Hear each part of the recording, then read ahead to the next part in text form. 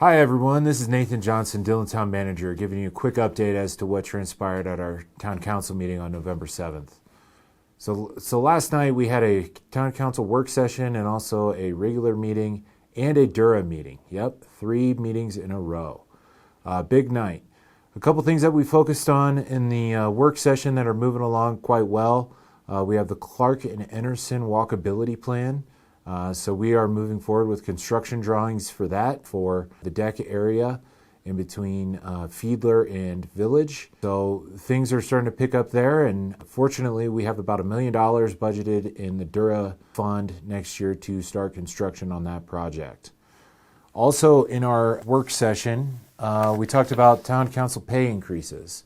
So the town council directed myself and staff to come back with an updated fee ordinance to increase the town council pay to $750 a month for a town council member and $1,400 a month for the mayor. Also, they would like to incentivize the Planning and Zoning Commission by paying them a monthly salary. So that number is $250 a month. So we're aligning with some of our other colleagues in Summit County, I believe Breckenridge, Frisco, and maybe Blue River right now are also doing that. So things are moving forward with that. We had a fee ordinance on the agenda last night, so that was a first reading. Town council directed us to add the updated fees for the town council, the planning and zoning, to that ordinance. So the second reading will be on November 21st. A couple other things we talked about. We went over the summer amphitheater events discussion. Hats off to our town council for directing us to really focus in on our revenues and expenditures and try some different things that have worked really well last year. So we increased a couple paid shows, and that has substantially increased our overall revenues and allowed us to direct those revenues to different things and various different upgrades in the amphitheater. We're already starting amphitheater announcements for 2024. We announced Jason Mraz and Mount Joy. There's going to be a few others coming up here in the next couple weeks, so we're pretty excited about that. Turning to the Town Council regular meeting, the biggest update that I have for you all is that the Town Council, while it wasn't unanimous, voted to move forward with a public finance agreement. This public finance agreement is a mechanism to where the developer via a metro district will get a portion of sales tax, lodging tax, and potentially short-term rental tax, a 50-50 split. So 50% would come to us, 50% would go to the developer, and that money is directly earmarked towards public improvements. So think about utilities, public assets, parks, public amenities, etc. Very specific in state statute as to what that public financing revenue can be paid for.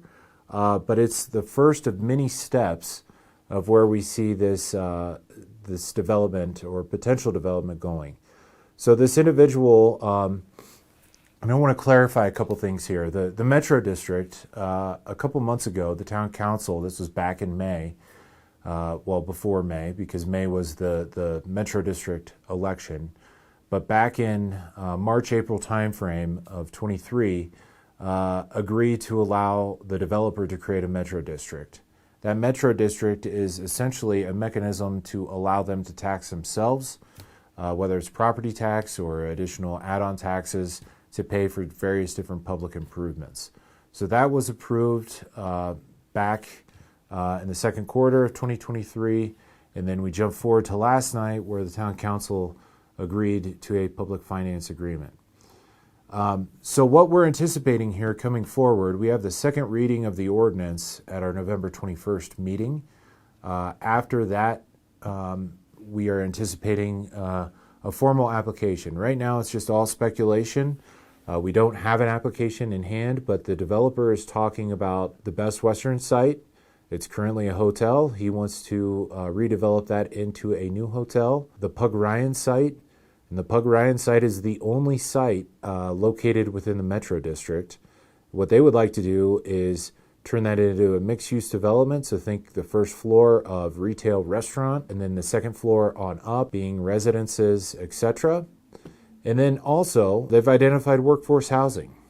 We all can agree that it's a critical issue here in the county, and they're looking at the potential of 200 units. They've identified the movie theater site up in Dillon Ridge as a potential location for this.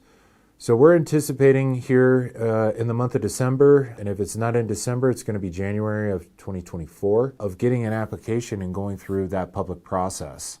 So there's a development review process. There's going to be ample opportunities for public scrutiny through various public processes, including the Planning and Zoning Commission and the Town Council. So a lot of activity there, a lot of different things going on.